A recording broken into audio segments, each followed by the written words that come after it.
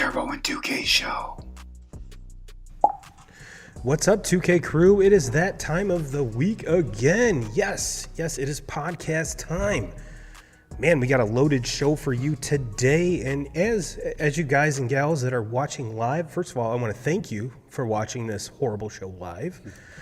But we try our best. And we like to have a lot of fun, and we have 2Ks. Yep. We got a guest. We have a guest. We have a guest. I happen to be related to this guest. Oh boy. Oh, you're actually claiming him? Yeah, I'll claim him, even though that shit he's got on his shirt over there. We have Mr. Brandon Kaler in the building with us. We are going to talk about some college football. And even though both him and I are Notre Dame fans, we're going to put our bias aside, and we're going to talk about the full college landscape tonight, and as well as whatever else pops up. For those of you that are watching on Facebook and YouTube, thank you for watching us. If you are not on YouTube, go ahead and hit the like, subscribe, hit the bell so you can be notified every time we go live. And if you guys are on YouTube or are on Facebook, head over to YouTube. The experience is a lot better over there. Because if you do comment, I can see your face, I can see your profile, and I can actually see who you are. So head on over there. And for the folks that are probably our biggest fans, 2Ks, is the podcast listeners. And our downloads kill our live stream numbers. So thank you for all of you that put us on, spend time wherever you are, whenever you are, and thank you for having us. But yes, it is that in 2Ks. We've got a sponsorship read right here. Yeah, we got a sponsorship read. I saw that. We got a sponsorship read. It's not from Zen. It's not from Blue Moon. It's not, but it is from Patch and Remington. There we go. Patch and Remington. It is the Paxton Spangler Band live jazz Saturday, November 11th, 6 to 10. Man, live jazz. Who wouldn't love live jazz? Good stuff. If you've never experienced live jazz, I've played live jazz. There is nothing more entertaining than actually playing. So enjoying it, if that's your bag, would be completely awesome. Like I said, Saturday, November 11th, 6 to 10, right here at Patch and Remington. It's $50 a ticket. That includes music, 2 drink tickets, alcoholic and non-alcoholic options available. Tickets will go to support ongoing programming for all ages, available for purchase via online, phone, or at Patch and Remington here itself. Limit of 30 tickets available. That is Paxton Spangler Band live jazz Saturday, November 11th, 6 to 10. $50. And to be honest with you, if you try to go to the movies, you're easily going to spend $50. So why not come out and support a good cause and see something live? I mean, granted, you could go see the Taylor Swift movie. Which for those people that showed out to the Taylor Swift movie and showed up with the Travis Kelce cutout, kudos to you. I love each and every one of you. We have someone says they're here. Who is it? Well, like I said, it's easier if you go to the Andrew, what's up, brother? What's up, man? What's up? For those of you that are watching us live, give us any questions about the college football landscape. And I did reach out earlier this week via the Turbo and 2Ks group. So if you are in the group, or if you're not, Facebook.com/Turbo and 2Ks, or Facebook.com/groups/Turbo and 2Ks. So, gentlemen, how about we start out with that? Because there was some actually good head-scratching questions here, aside from the picture of the Phillies pitcher that looks like Nicolas Cage. But let's start out, Brandon, because you were actually active on this thread. So let's hear it. Actually, no, 2Ks. Let's start with you, because I'm going to rip on Brandon before we even get him into this conversation. Why? Because that's what we do. That's what we do. If we didn't love you, we wouldn't make fun of you. So someone reached, it was actually Brenda, says, who do you think would be a spoiler team to disrupt the standings? Brandon said Washington or Oregon. Now, very, very valid teams. I'm not picking on you about that one. But usually kind of a sleeper team is usually someone that's out of like the top 5 or top 6. Yeah. So that's kind of where I was going at it. So 2Ks, your, I guess, sleeper teams, if you will. My biggest sleeper team to me is obvious. I look at the Big Ten and everybody talks about Michigan and Ohio State. And let's not forget about Penn State. Yeah.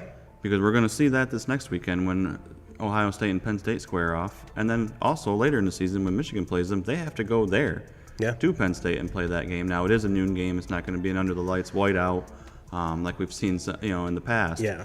But to me, they're a team that nobody's talking about. And if the season ends and they win the Big Ten outright and end up in the playoff, they're undefeated right now, and they haven't looked flawed one bit. So they are a team that I think everybody's sleeping on that could ruin everybody's party in that Big Ten. And they start out this weekend with Ohio State. Now, I was talking to a couple very avid Michigan fans earlier today, and I asked them, I said, well, why wouldn't they just flex that game to 7:30? And they're like, well, they want it. Well, Michigan fans do not want that at all. They do not want that at all, because whiteout at Penn State is one of the most electrifying environments you'll ever see. Me personally, They're not going to change it, though, because at the beginning, that was one of the Fox games. Yeah, yep. The noon Fox games that at the beginning of the season that was already locked in place, just like similar to the Michigan-Ohio State game. That game's always played at noon. But it's already penciled into on Fox, and that's the same thing that happened here. When I saw that, though, at the beginning of the year, I'm not going to lie. I'm very happy. Yeah. I don't want to play Penn State at a night game. As cool as it looks, I like watching other teams have to go there and play at night games, not Michigan. So, Brandon, let's talk about, I mean, obviously your two teams played this week. Yes. Hell of a game. Oh, yes, it was. Hell of a game. And in my opinion, was kind of mismanaged. But again, talk to some actual football coaches. They're like, this is kind of where everything's going. You know, the whole Brandon Staley Chargers mentality, go for it, be aggressive. My only thing about that is when you're in the NFL, you have a little bit more leeway, a little bit more leverage in order to do that. Where in college football, especially playing a conference opponent, that can be real detrimental. Absolutely. So what are your thoughts on that? It was, like I said, the game ended up being a hell of a game. I mean, offensive-wise, I didn't get to watch it much of any of it because I was in the parking lot at Notre Dame getting ready to go into the stadium, but... Bougie. It was. It was. But, yeah, it's just... I mean, what can you want if you buy a ticket for that game? Two offensive juggernauts going back and forth. I mean, no one leaves disappointed. No. Unless the losing side, they leave disappointed because this is a hit to their playoff chances. But who can say Oregon can't run the table and stay competitive and make a run at the very end? And Oregon has a pretty complicated road to it. Yes. You know, just the same as Washington does. Absolutely. It's like the Pac-12 said, you know what, we're done, but yet we're going to have the best season we've ever fucking had. Exactly. Like Bill Walton is in the closet jerking off somewhere, looking at the Conference of Champions, because he says that year in and year out, and finally he might be onto something. On the last year, because this Conference of Champions is gone after this year. Now it's just the Pac-2 right now. So. No, but we talked about it last week, though, just with, I'm going to kind of put both of these coaches on blast a little bit from last night. We talked about it, though, as far as, just are some of these teams too aggressive now? I understand that this is what, football coaches are going to say. This is kind of the new trend. This is what teams are doing. They're obviously looking at the numbers. They're playing the statistics, and they're going for it in situations. But to me, it's just getting so fucking far out of hand. And some of the shit last night, I mean, I look at Washington with 8-9 minutes to go in the game, and they go for it down inside, and it's like, kick a field goal there, because worst case scenario, Oregon goes down and scores, they're only going to be up by 8. So it's still a one-possession game. Exactly. You kick the field goal, though, and now you you can win the game with a field goal. And so, and they ended up getting the first down, and then turned it off, weren't able to punch it in, and ended up turning the ball over on downs inside their 5 or something like that. And then on the other end, Oregon, they have a chance. I mean, this game is in the 30s. I can understand doing this if you have a game where it's in the low 20s. It's in the, somewhere in the 20s where defenses have been able to make stops and get off the field. But last night, with those offenses, it's hard to get off the field. But so you're going to turn the ball over and give the ball to Washington at the 50-yard line instead of punting it and you have to make them go the length of the field. These defenses aren't going to hold up. Fourth quarter, their defenses are tired. They've been chasing these offenses all game. And you give them a short field, to me, Lanning gave Washington just a fucking gift. And the sad thing is, they had a 40-some-yard field goal to send that game to overtime and fucking botched it. Yeah, but and they gave them basically 6 points. Yeah, I think it's across the board. Just some of the just watching them. I mean, I get it. Coaches are saying that this is the new thing, but to me it's sloppy football. It's sloppy coaching, and I think because all the coaches are doing it now, they're starting to get away with it. But the concept of putting points on the board, especially early in fourth quarters or earlier in the game, even in the third quarter, or keeping momentum, it's completely went out the door, and I just don't think it's good football coaching. And the only reason that it can be explained right now is because multiple coaches are making these poor decisions. Yeah, and I honestly, I was watching that the Washington-Oregon game, and I'm like, okay, 3 points is better than no points, and that's something that Kyle and I have talked about endlessly on this podcast. There's so many, and normally we're talking about Brandon Staley. And he kind of the one that started it all. Well, yeah, and honestly, when you talk about dollars and cents and everything else, he has the most to lose out of this. I mean, you look at Oregon's coach. I guarantee Brandon Staley makes way more money per year than he does, and probably has a way shorter leash. I mean, let's be honest. And especially with a quarterback like Justin Herbert, are you wasting Justin Herbert? Are you wasting him in his prime? What the hell's the matter with you? This team is on and on and on. So we've talked about this, and there's so many people that are like, well, 6 points is more than 3. Well, you know what, motherfucker? 3 points is better than none. Yeah, exactly. And momentum. I mean, you kick a field goal, and it's not. I mean, obviously the touchdown is going to build more momentum, but at least you get something out of it. When you allow a defense to turn you over on downs and have that stand out against you, and then the offense swings it and puts 6-7 points on the board, you talk about a huge shift in momentum. I mean, that changes an entire game. So. And like, look, I don't have as big of an issue in situations where you have like a 4th and 1 to go. Yeah. But what we're watching, 4th and 5, 4th and 6, like there's not a whole lot of for sure plays that you can run in that situation that are going to pick up a first down. And I think it's been very, watching football. I mean, college and in the pros, it's just been some very careless coaching decisions in my opinion. Yeah, and what are your thoughts, Brandon? I agree 100%. It's like you never leave a single point on the field. Points are points. 3, 6, 7, 8. They're all points. They all add up, and that's you don't want to leave a single point on the field. If you can take the sure 3, hopefully you get the sure 3. I mean, 3 points. We've seen how many games were decided by 3 points. I mean, the Ohio State Notre Dame game was 3 points. If Notre Dame would have made that 40+ yard field goal, dead center. We have a tie game. We have a tie game, folks. And especially in a conference game. Exactly. And I think that's lost kind of on a lot of people. Well, let's check in here on our chat here. Andrew says, I wasn't able to watch much football this weekend. I was at my daughter's last volleyball tournament. Hopefully she did well. But I did catch the Stanford-Colorado game. Man, you talk about a heartbreaker there, dude.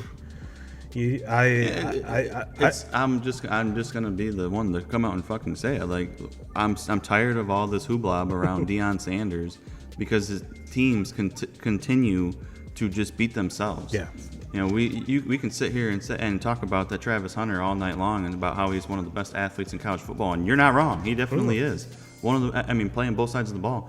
But he single-handedly, I truly believe, lost that game for them. You pick up a penalty on a 3rd and 26, just a stupid after the play unsportsmanlike conduct penalty for no reason, and give them a first down and allow Stanford, who had all momentum in the second half. And obviously, it's just this whole Colorado story. They beat TCU in week 1. TCU had lost basically their entire team from last year, so that wasn't a great win.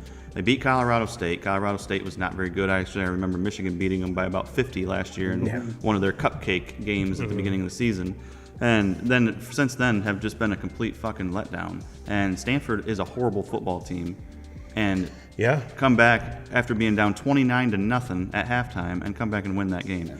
Absolutely pitiful, and I don't want to hear another fucking word about Colorado or Deion Sanders for the rest of the year.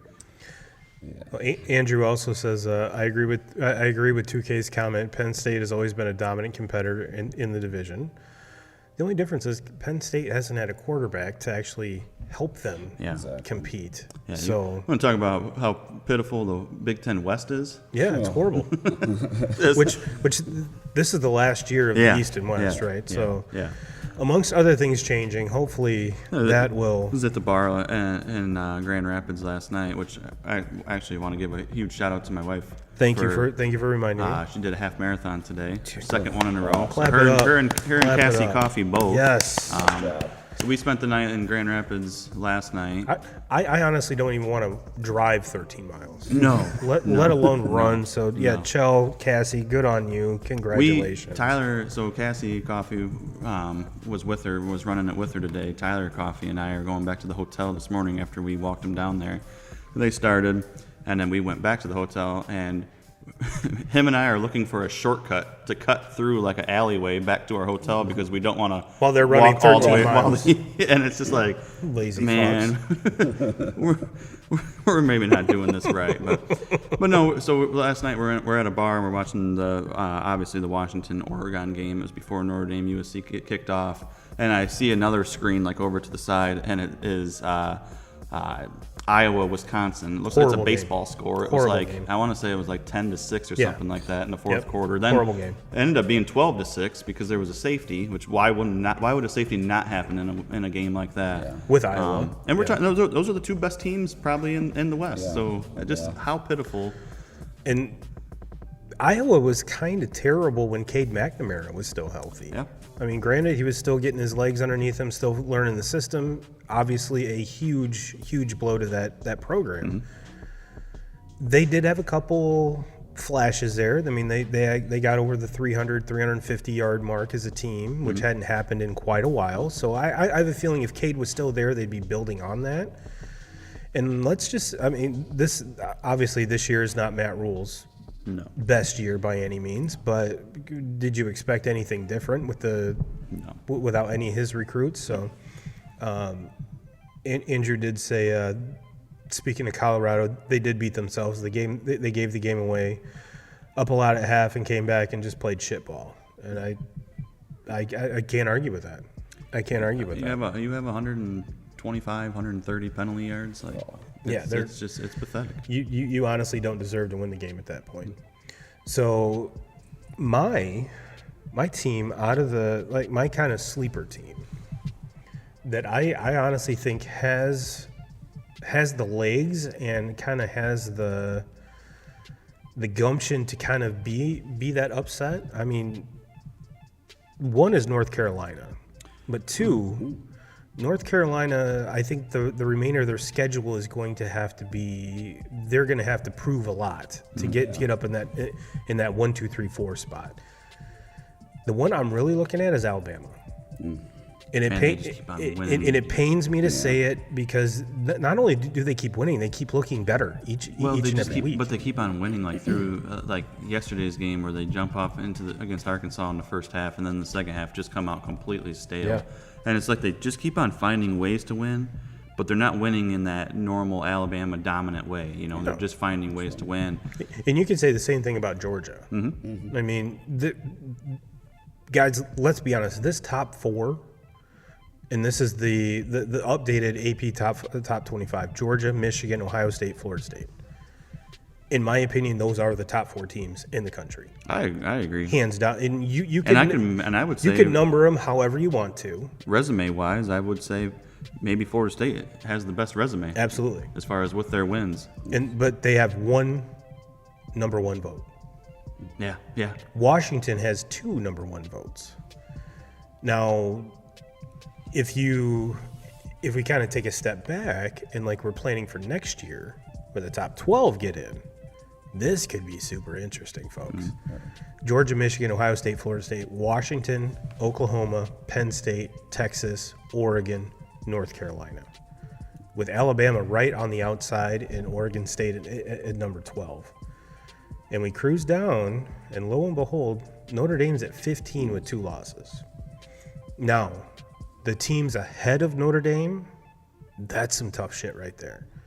Utah at 14, Ole Miss at 13, Oregon State at 12, then you get into Alabama, North Carolina in the top 10. But my kind of sleeper, and I hate it when Alabama's good. I hate it when Nick Saban's good. It's just that thing like, okay, what if Alabama runs a table, beats Georgia in the SEC title game? How much will that be enough to vault them into the top 4? If Alabama does that, for sure, absolutely. But on the other side of things, though, with Bama is I look at the next 2 weeks, and they might be done. Sure, absolutely. They have Tennessee and LSU. Mm-hmm. Yep. 2 games that. And Nick Saban beat the shit out of LSU. Please. Oh, please. 100%. 100%. Beat Brian Kelly and his family. I don't even know if I can go that far. I really do not like Kelly. I never did. I listened to you guys try to talk me into that fucking phony for a while. And I've talked at nauseum. I had the wool pulled over my eyes. Never, but I don't know. I don't know if I can go as far to say I want to root for Alabama to beat them bad. I don't know. If that game could end in a tie, that would probably be best case scenario for me. But so you would be that guy at college game day with the sign that says, "I hope they both win." Yes. You sack of shit. I hope they both lose because the tie is a lose. So we did have another question, and I think the answer to this question was actually kind of answered last night. This is by Bradley Newell. Over under Notre Dame winning 7 games. And we are at 6 right now with Pittsburgh. Thank goodness we have a bye. Yeah. I mean, we needed it. I think it was more of a funny as far as that. But no, that question being brought up. We actually talked about it today. He's like, no, I was actually serious.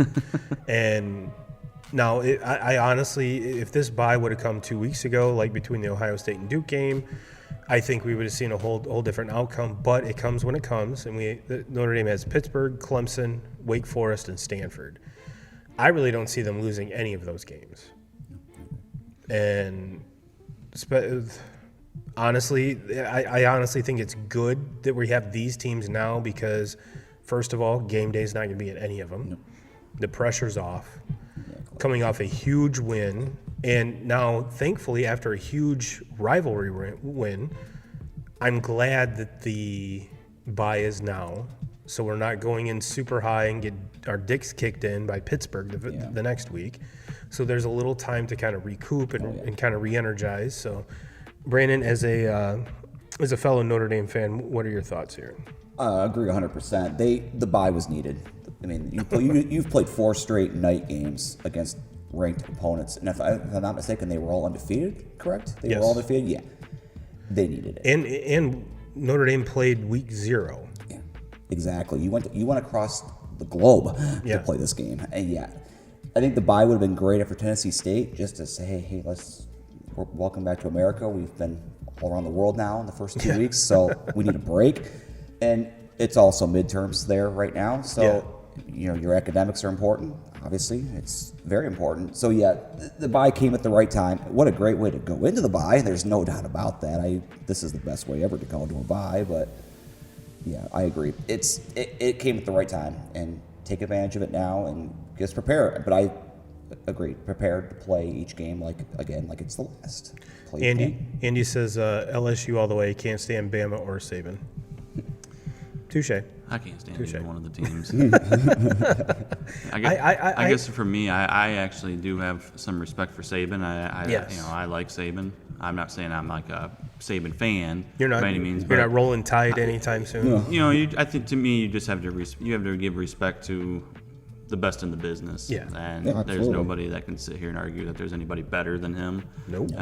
Let his resume speak for itself.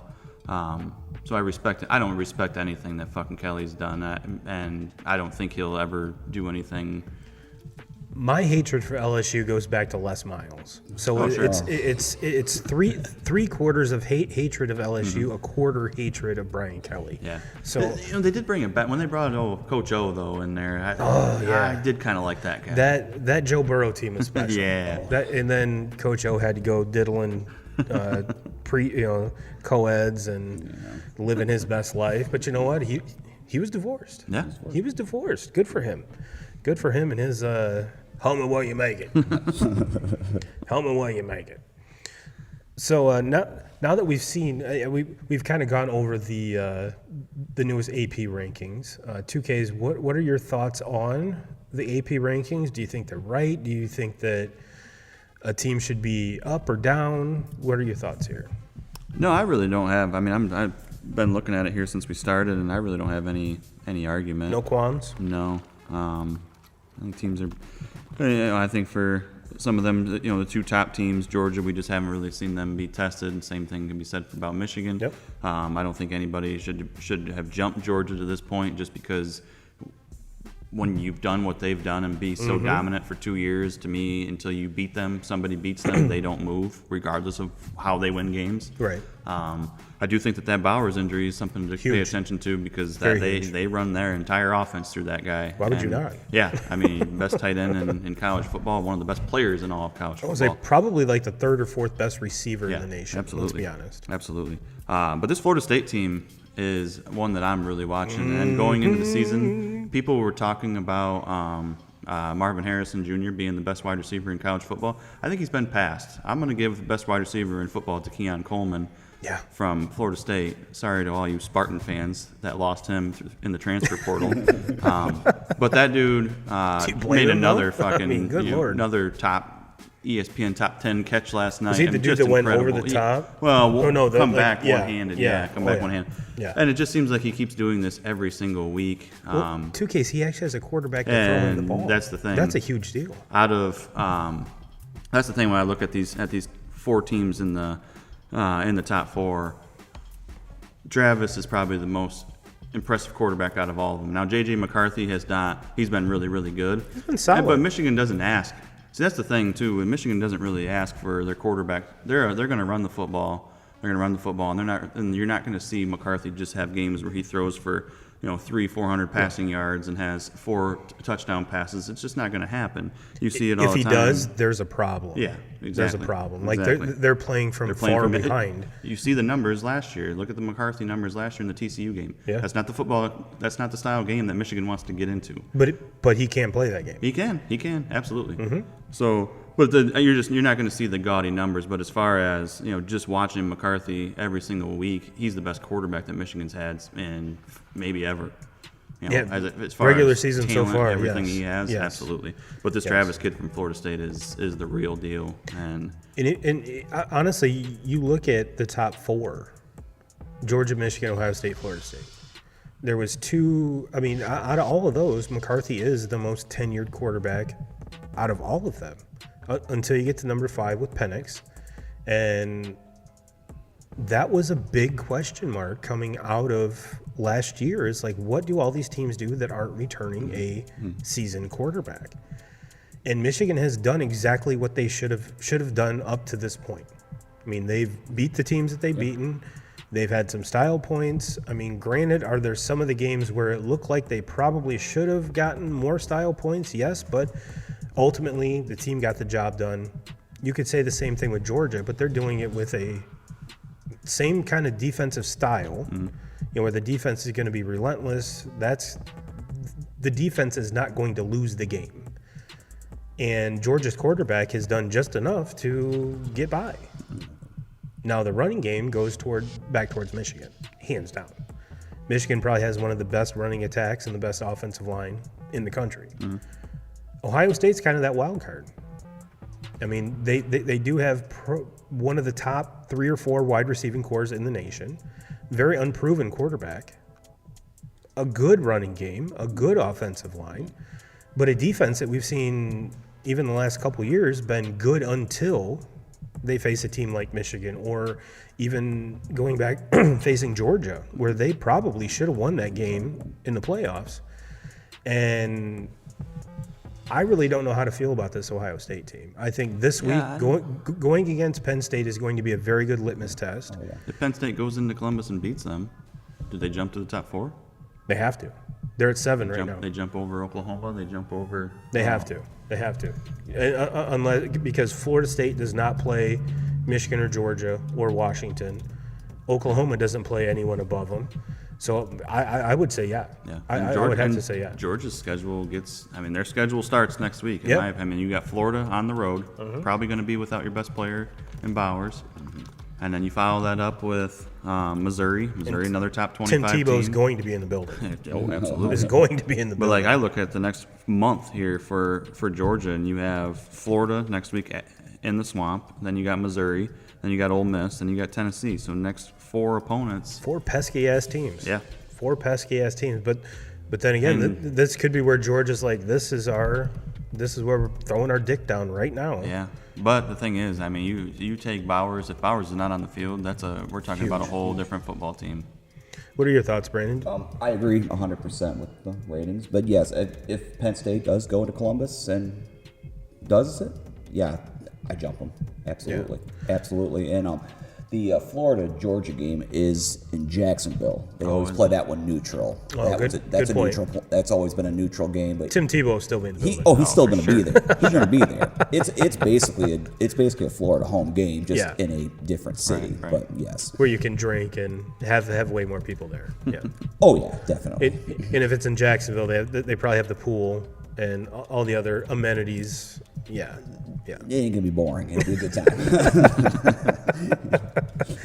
Yeah, it's and I'm still, like I said, I'm Ohio State. Even though they beat our Irish, Yes, they did. we can't take that back. Absolutely not. But it wasn't the normal like 41-14 beat down of the Irish. No. And the part that pains me the most is the other loss to Louisville kind of doesn't give that much of a big credence to that win against Notre Dame. Now, after yesterday, Oh yeah. you can kind of be like, okay, now that Notre Dame that beating Notre Dame kind of gives you a little bit more credence if you are an Ohio State Absolutely. team. And I think for Ohio State too is you have to start to kind of give them credit. And I hate doing this. I hate giving Ohio State any credit, but they were very, very spoiled there for a long time with C.J. Stroud. Oh, yeah. I mean, Look what he's doing in the NFL. Yeah, one of the best college quarterbacks that I've seen in a long time, and did it for a long time there. And now to slide over to the Kyle McCord era, he's got to learn. He wasn't getting any playing. He wasn't getting passes. Wasn't throwing in big time situations. And you threw him out there in that Notre Dame game, and he did. They won the game. He went out there and didn't make mistakes. He didn't lose the game. Now I look at what they've done in 2 weeks, and against I think a pretty decent Maryland team, and they wiped them out in the second half. And then to follow it up by just destroying Purdue yesterday. I know Purdue's not good, but their offense has looked a lot. It looks like a lot more like an Ohio State offense. I think they're sitting in a pretty good place going into this Penn State game. I do too. And I mean, and look, I don't like to ever root for Ohio State. I'm never going to root for them. I just kind of hope that it all plays out. But I mean, me as a Michigan fan, and I would hope all Michigan fans out there, I want to see Ohio State undefeated. I want to see both teams undefeated when they square off against each other. So that's just in my opinion. But no, I think Ohio State is turning it around, and they're a legit top 4 team right now. And that was one of the questions leading into the Notre Dame Ohio State game that I asked Kyle was, as a Michigan fan, are you rooting for Notre Dame to knock off Ohio State, and I'm not saying rooting for Ohio State, but just hoping they get to you undefeated? And he said, I'm never rooting for Ohio State to beat the shit out of them. That was pretty much what he said. Said. I will never root for Ohio State, never. Now, if it happens and they win and they show up in Ann Arbor undefeated along with Michigan, hey, that's what I want to see at the end of the day. But no, I will never physically root for a team. I was rooting for Notre Dame to win that game against Ohio State because that's where my money was at. That's why we lost, dude. You tarnished the wagon. Exactly. You bandwagon asshole. No, Andy says Ohio State, Michigan both undefeated when they battle is an all-out brawl. Oh. Absolutely, Oh. absolutely. And unfortunately, it's a noon game. Yeah, it's just that's just the way that game's always been. It's always been a noon kickoff. But yeah, when those two teams are undefeated, it's going on. Like I look back to last year. Obviously, when you come out on the right side of that game, you're a lot happier than when you're on the wrong side. And I've been on the wrong side a lot more in my lifetime than I have on the right. So, but yeah, when you look back at that game last year, two undefeated teams. Basically, you win and you are going to you're going to the Big Ten championship game, and regardless of what happens there, you're going to the playoff. Unless you completely step on your neck. Yeah. And so it just, I just as a football fan, I want to see those two teams be undefeated. Why would you fucking not? Yeah, and I'd be really curious to see what the spread is right now on that game. I look at it for just looking ahead to next week with Michigan State. Like, as much as I sit back and just smile, with this shit-eating grin at how bad Michigan State's program is right now, and how looks like there's really no fucking way out right now. No. I wish that they were a little bit better, because like this game, I understand that anything can happen in a rivalry game, but I don't see any way that Michigan State plays within 4 scores of Michigan next week. That's how pitiful bad they are. Yeah, it's almost like I'm not really looking forward to this game any more than I was Michigan-Indiana this week. No, and that Indiana kind of jumped out, and I'm like, oh. Yeah, the first 6-7 minutes of the game were kind of concerning. Yeah, and it took a little bit, but then But that's the thing too with Michigan, and why when you're such a good team is there's no panic. No, there was no panic. They knew that it was kind of a fluke start to that game. Indiana had the ball for like 6-7 minutes on a possession. I just kept on kind of nickel and diming Michigan all the way down the field, scored the touchdown.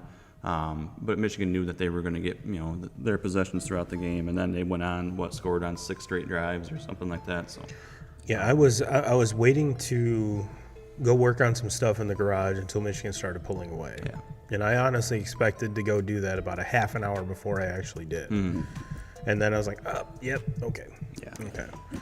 Now, gentlemen, let's take a look at next week. We've already talked about the Penn State Ohio State game, and I honestly have a very good feeling that's where College Game Day will be. No. But there are some other top 25 matchups. We've got we mentioned Tennessee, Alabama.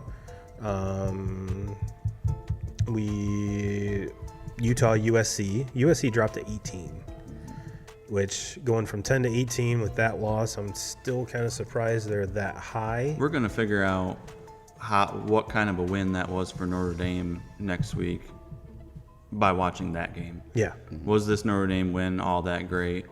Personally, for me, I know you guys are not going to like this answer, but I don't think it was that great of a win. I don't think USC is even they're borderline top 25 in my opinion. I think if Utah comes out and beats the shit out of them on their own field, it's going to kind of show that win maybe wasn't what you guys are thinking it is. Well, even preseason, when we looked at Michigan, Notre Dame, Michigan State, Ohio State schedule, you and I both looked at that game and we're like, if USC brings back kind of the same style defense, there's no way that Notre Dame's going to be stopped. Yeah. And to be honest with you, that was not the case. It was Notre Dame's defense that it totally exposed. If you listen to the announcers, which I'm going to get on my soapbox here for a second. The announcers for NBC are absolutely fucking atrocious. Dude, it's been that way for ever since I've been alive. Jason Garrett needs to get off my TV, go hide in a hole forever. NBC's been like that since I've been alive watching these games. Mike Tirico is good. Shit. All them fucking Notre Dame homers. I have hated watching Notre Dame football because I've had to listen to them. And now, watching Michigan, they have to play on NBC a lot. You're welcome. And it's just like... And I think it was last week or 2 weeks ago, Michigan's playing on NBC and Notre Dame's playing on CBS or on ABC, and I'm like, what the fuck is going on in the world right now? I text you where that. Michigan's playing on NBC I text you that. and Notre Dame. What is going on here? What is going on? I hated it, and between Collinsworth's son. Oh my God, it's so bad. It's so bad. I was getting texts from Kyler Thornburg, an avid Michigan fan. Mm-hmm.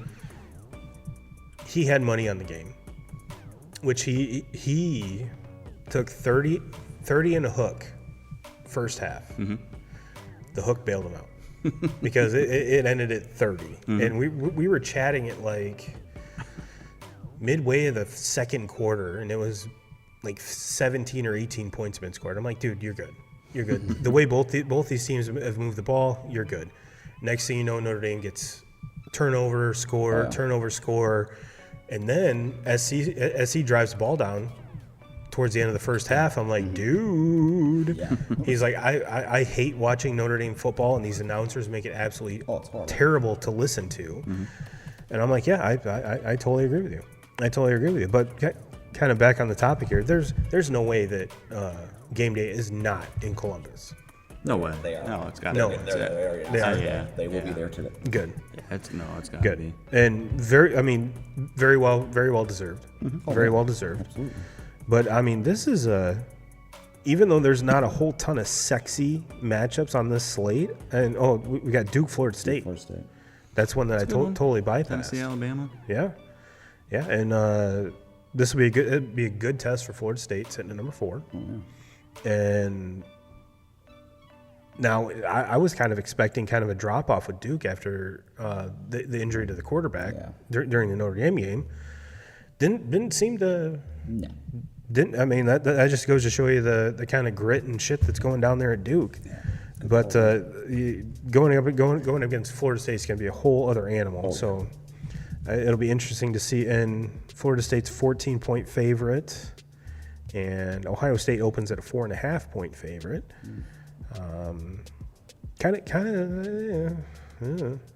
If you're asking me right now, give me Penn State in the points right now. But that's a whole other story. And this isn't a bad slate of games next week, boys. No, it's not. This isn't a bad slate of games. I mean, we're getting now into the best part of college football. I mean, this is when you're going to start seeing everybody square off playing ranked opponents every single week. You're getting into the back half of the season. I mean, this is what it's all about. So, and I think we can't ask for much of a better matchup right off the bat than Penn State, Ohio State to kind of start that all off. Well, as we said his name, and he's here. Kyler says amen.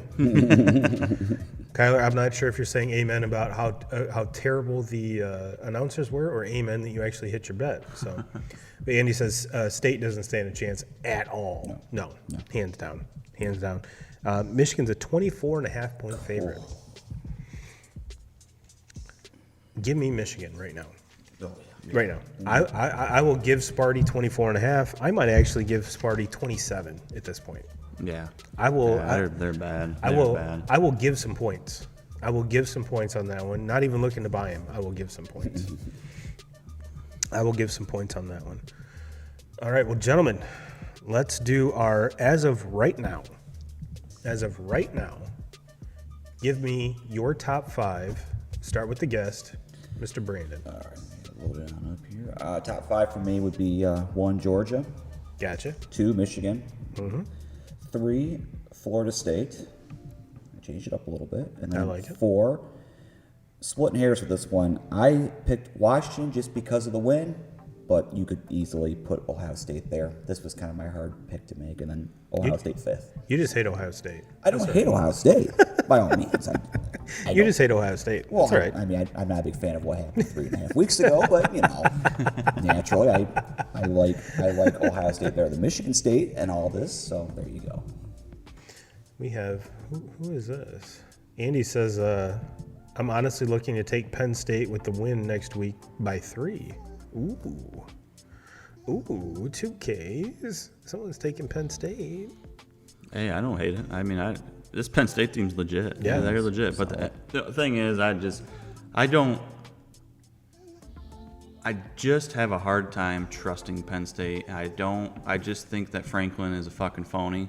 I think he has a knack for his team is looking like this early in seasons, and then when they get into the big ones, it seems like they always kind of fall apart. They just don't ever talk about it because it's Penn State. If something like that happens in Ann Arbor or Columbus, and then we're going to talk about those two coaches all the time. But Franklin just kind of gets a clean slate all the time. Nobody really ever talks about it, but he never wins any big ones. It's true. But as far as my top 4, I really can't. Top 5. Or top 5, I can't change anything with this top 4 that I'm seeing on ESPN right now. I think it's exactly right where we stand at right now.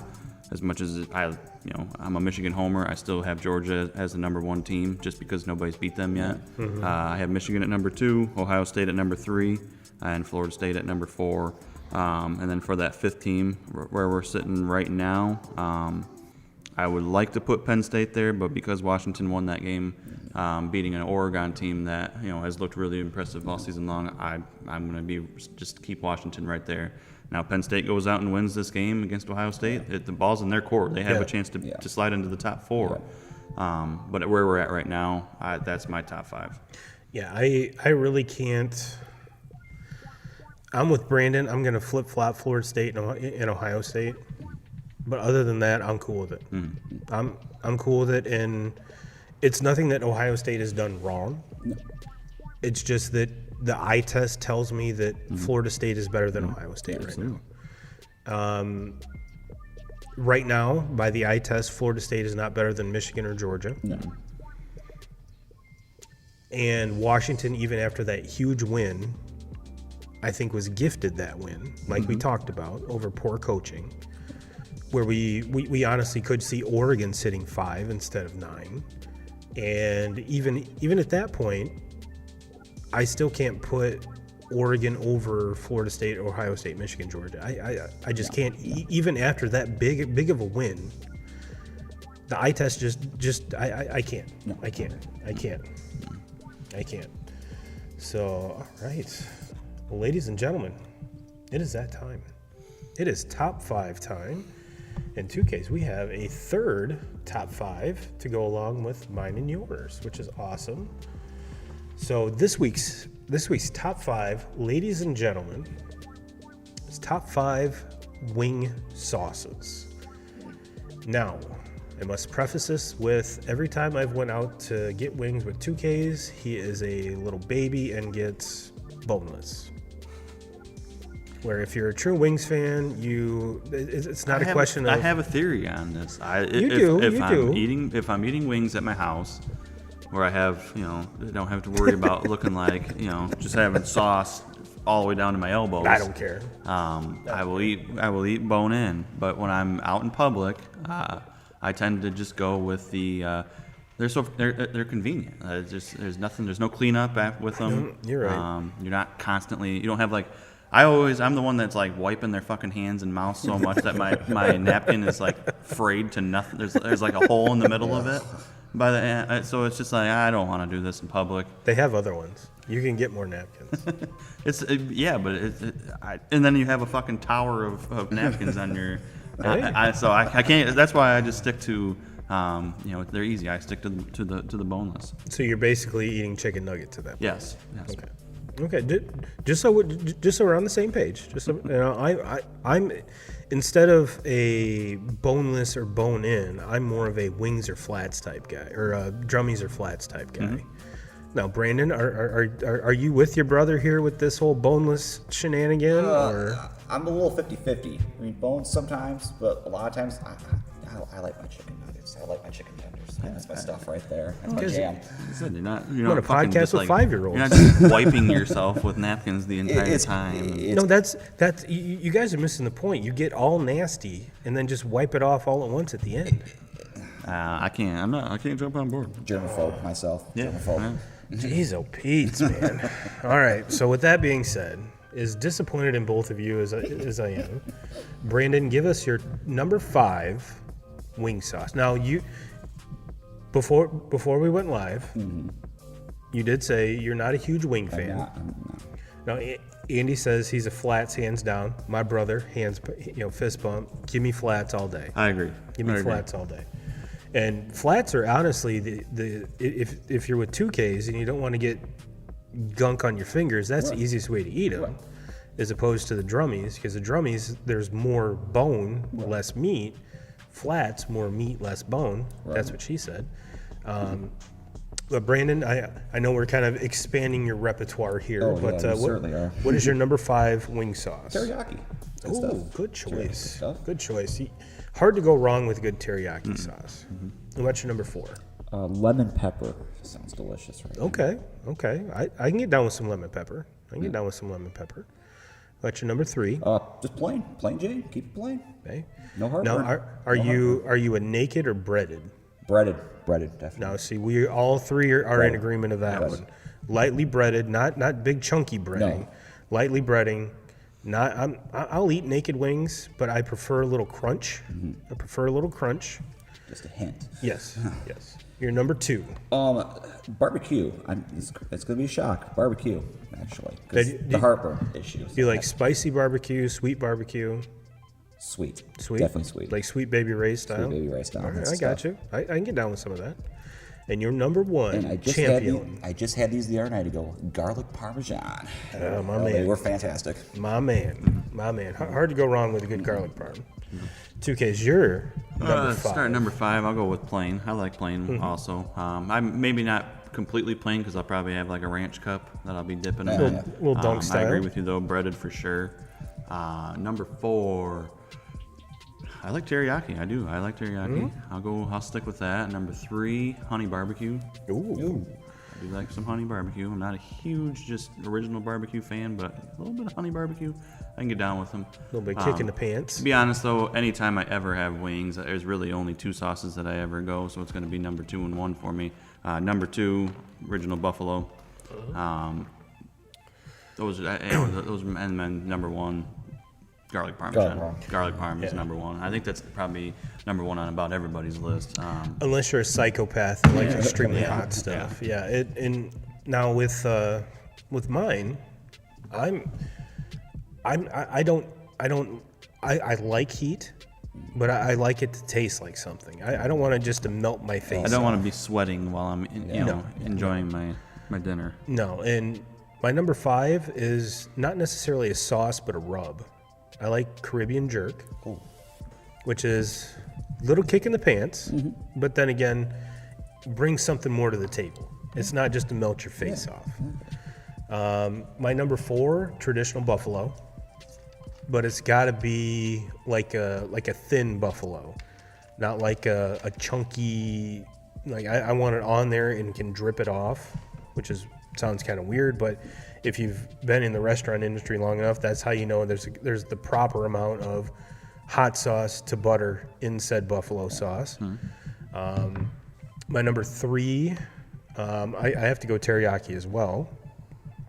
The only downfall is being a diabetic now, can only have a few of those. But yes, a good teriyaki is always amazing. My number 2, I got to go plain number 2 again with a side of ranch. My number 1 is I'm with you guys, garlic parm. Yeah. Garlic parm. Now if we're going to a wing joint, I'm either ordering all garlic parm or half garlic parm, half buffalo, and kind of meandering the sauces a little bit. But and then just using a shit ton of ranch too. Give it to me dry. No Really? ranch. I Ranch love on my there. ranch. I'm not a huge ranch fan. Like some people, my kids, they will dip ranch on everything. Like they're putting ranch on their pizza, everything in the house, chicken. Dipping frozen pizza in ranch, I can get down with a little bit, just because it kind of makes the frozen pizza not as dry. Yes. But I'm not a huge ranch fan. But on wings, that's about the only time I ever touch it.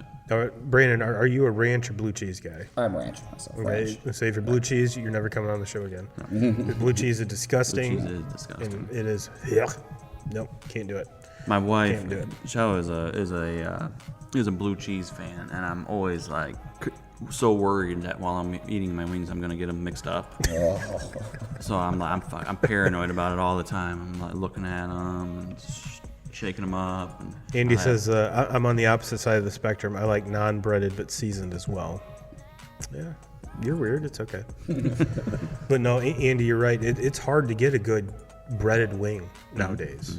I mean, normally it's the naked ones, which if they're done right, I don't mind. But it's again, coming from the restaurant industry, it's easier to dry out or overcook naked wings as it is opposed to breaded wings. So just a kind of heads up there, Andy. Heads up. Oh yeah. Oh, Thai chili. Forgot about that one. Forgot about that one. Cool. Brandon's acid reflux just went. Yeah, it just kicked in there. Damn, what are you, 50? Jeez, 41, Pete. close enough. Jeez, Pete. Pretty sure your dad can eat spicier stuff than that. Oh, I know. Speaking of which, we're gonna have to get old T. Roy on the podcast again before basketball season. He actually texted right when we started. Read what he texted. He said, "ND Notre Dame beats USC and Brandon is the guest." Well, naturally, of We course. actually had this set up last Saturday. We did. This was actually planned on Sunday. being kind of more of a more depressing day because I thought it was going to be a Louisville game all over again, but worse. You know, I mean, I guess when you're a fan, you know, you're invested in it a lot more than me. But just kind of me looking back, watching it, I just thought Notre Dame was going to have their way with them. USC, to me, just like I've said, I said it, you know, before the college football season even kicked off. I'm like, this team is, if they're anything like what they were last year, and we know that they lost a ton of talent, you know, on both sides of the ball last year, but their defense was terrible last year. Yeah. Yes. And so we knew it was not going to be any better. And you know, I know that there's when you make a coaching change or anything like that there's, you know, there's going to be a couple years maybe of adjustment time. Yeah. But to me, like this Lincoln Riley experience so far in USC, Terrible.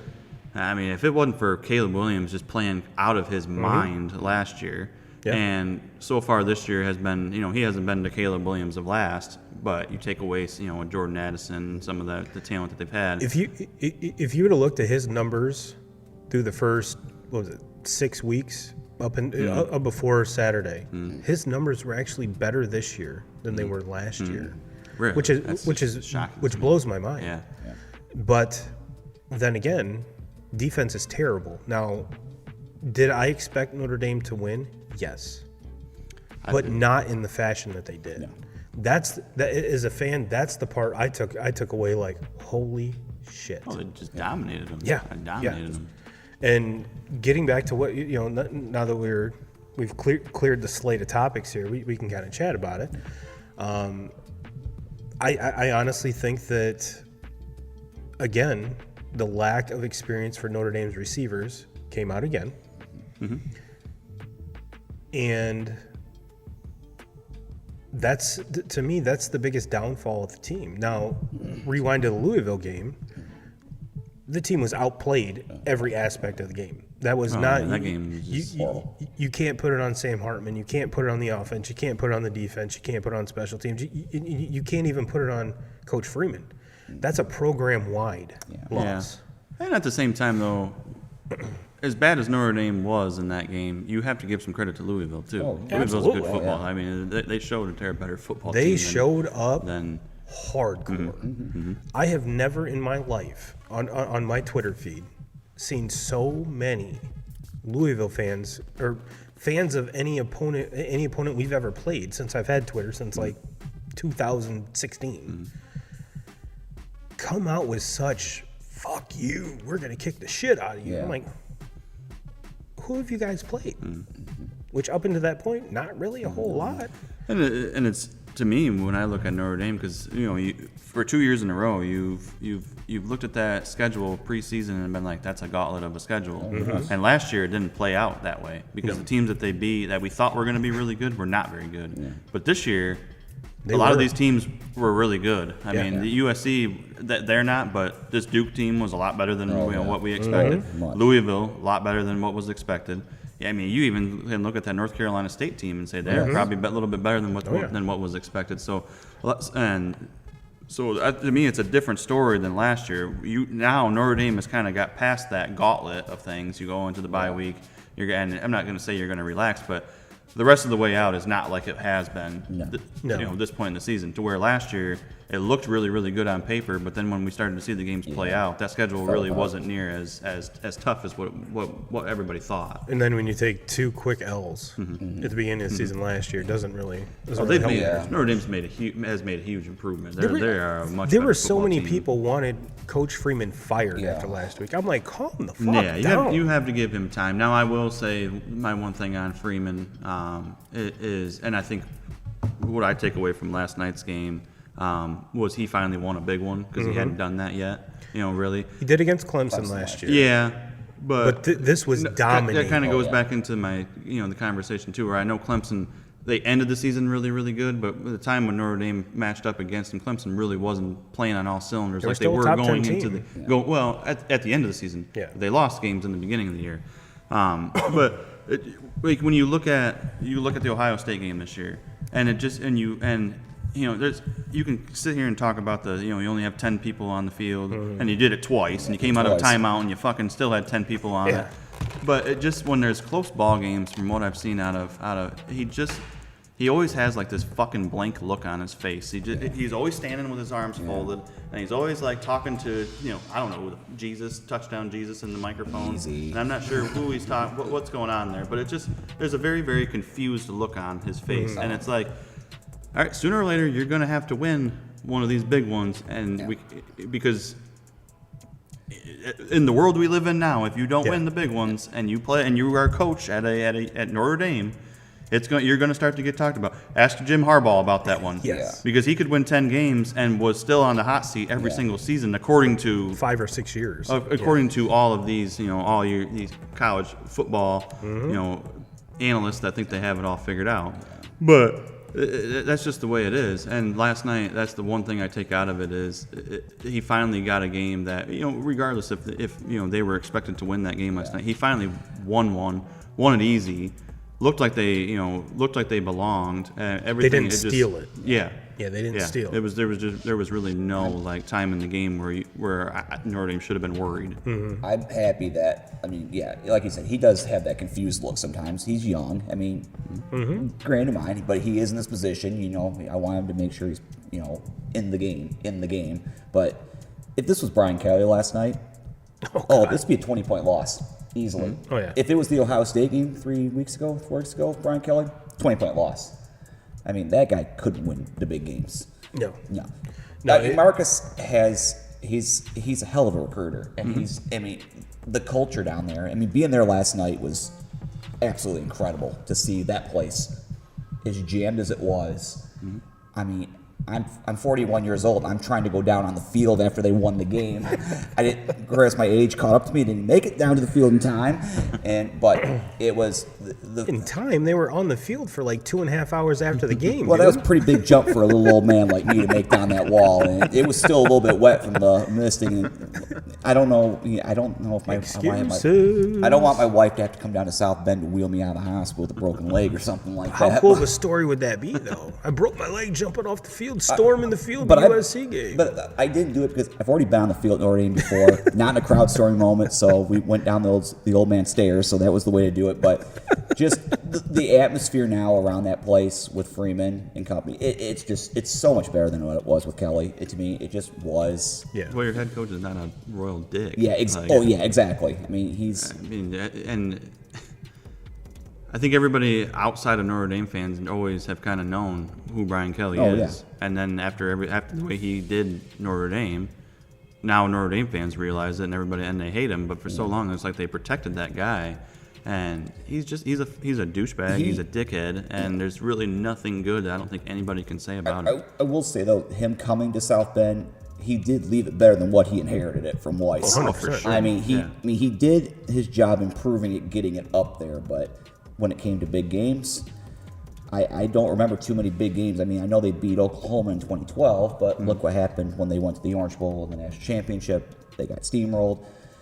Freeman still has growing up to do. He's got more time to learn. He's going to be there, but there's no doubt. Even look at some of the people that were there yesterday. Oh, yeah. Joe Montana makes a comeback to campus after 15 years or whatever. Yeah. He has a relationship with Lou Holtz. He respects the tradition. Oh, yeah. And why in the hell would you not want some of these greats of the game to come back and be in the locker room, help you with recruiting? Yeah. Just watching the video of Sam Hartman embracing Joe Montana after the game was, that'd be the same as McCarthy with Tom Brady. Sure. You know what I mean?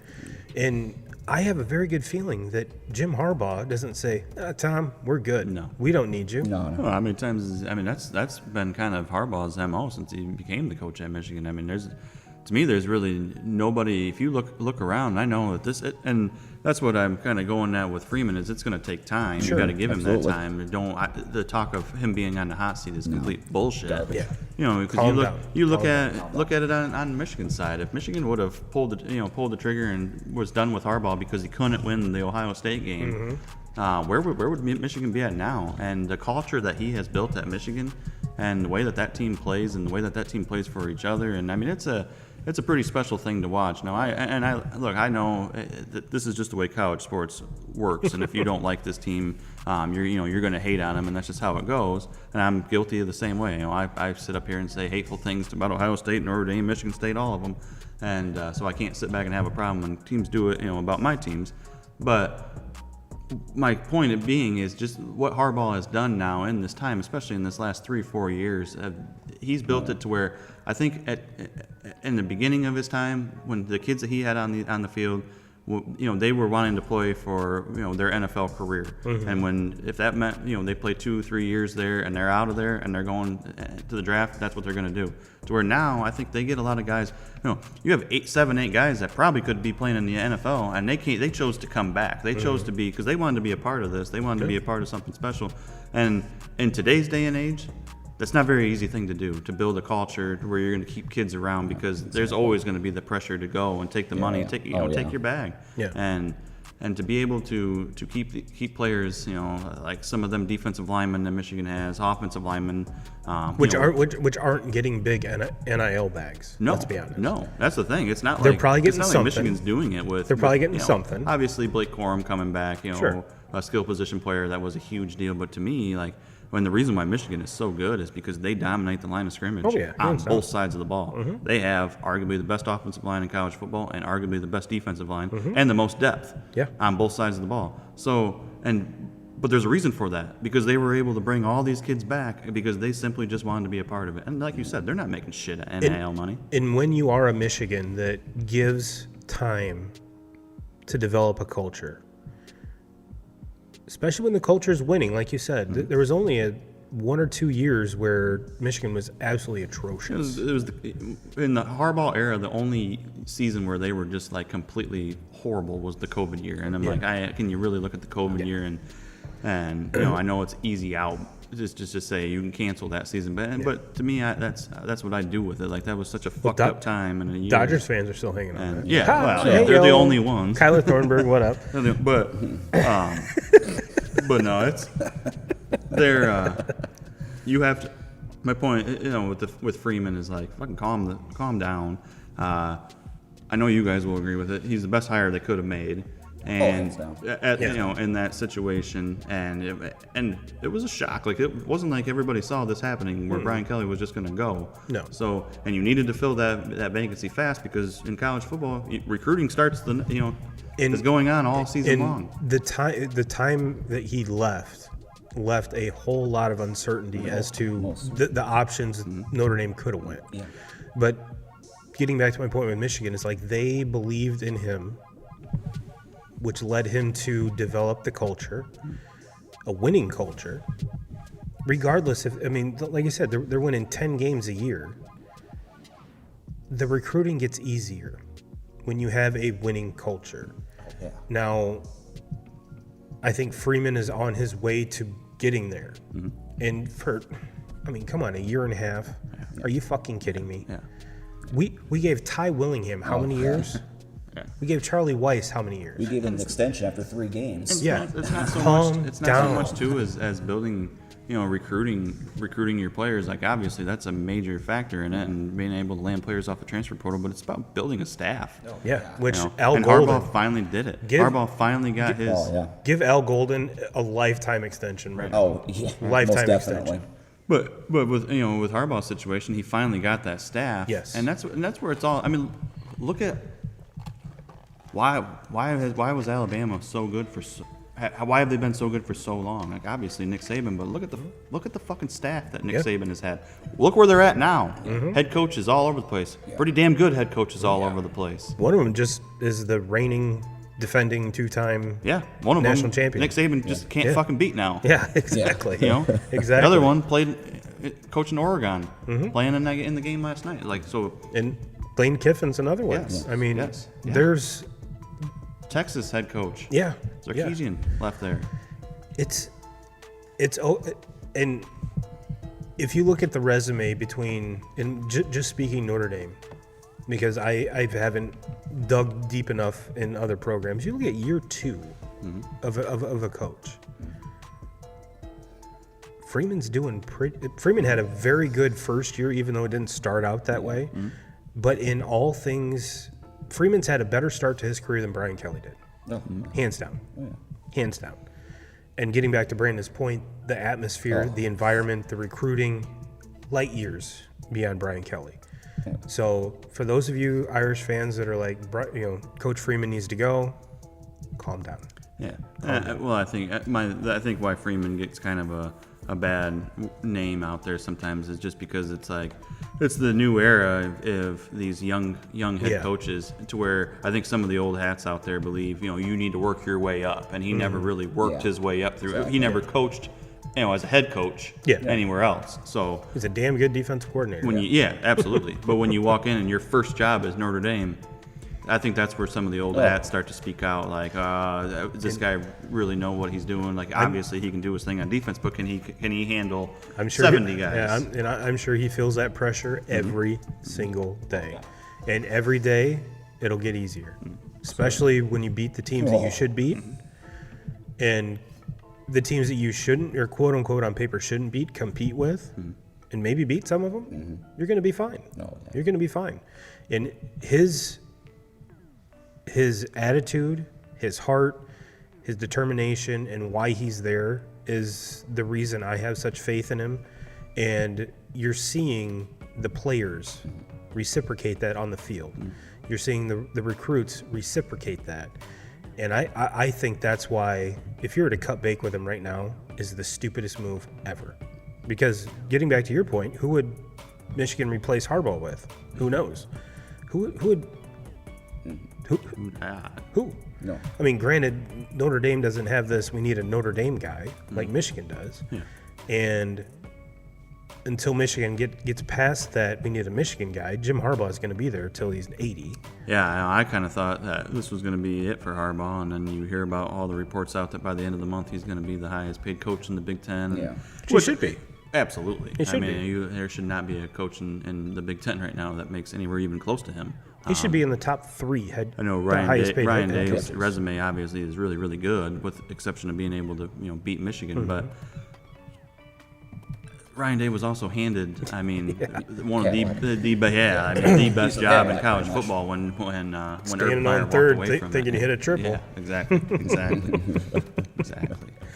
Well, gentlemen, I think we've more than went past the time here. So those of you have stayed with us, I appreciate it.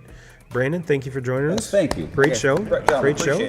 Thanks for everyone. Great show. And he didn't mention hockey once, so that's awesome.